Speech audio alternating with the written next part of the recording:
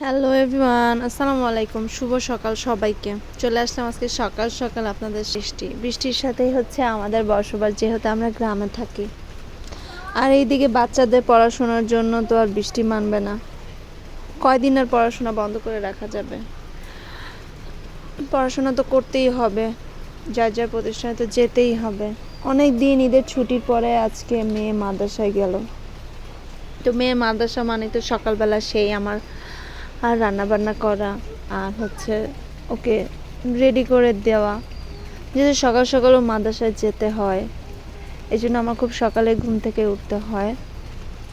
আর যেহেতু ওর জন্য খাবার রান্নাই করতে হয়, এই জন্য আমি চেষ্টা করি দুপুরেরটা রান্না করতে, যাতে দুপুরে আমরা তা দিয়ে খেয়ে নিতে পারি, এবং রাত্রে এক্সট্রা করে আবার রান্না করতে হয়। এই তো আমি রান্নাবান্না অলরেডি শুরুও করে দিয়েছি।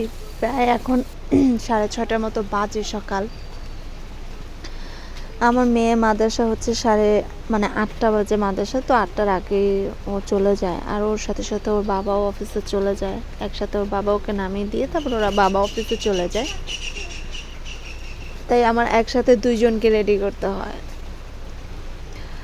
এই তো মেয়েকে আমি আজকে দুপুরে খাবারে দিব হচ্ছে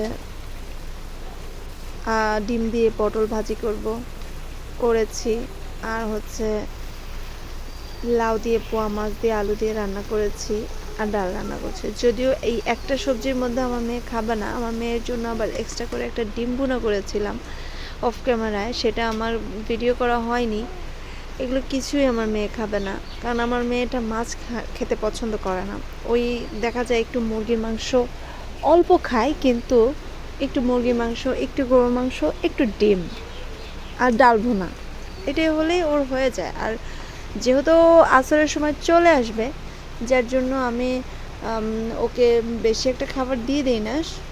সকালে এখান থেকে আমি ওকে খাইয়ে দিয়ে কিছু টাকা দিয়ে দেই। ওর মাদ্রাসার নিচে একটা ক্যান্টিন আছে, ওখান থেকে কিছু খাবার কিনে ও খায়, আর হচ্ছে ভাত দিয়ে দেই। ওই ভাতটুকু ও খায়, তারপর আসরের সময় এসে আমি ওকে আবার খাবার দিয়ে দিই।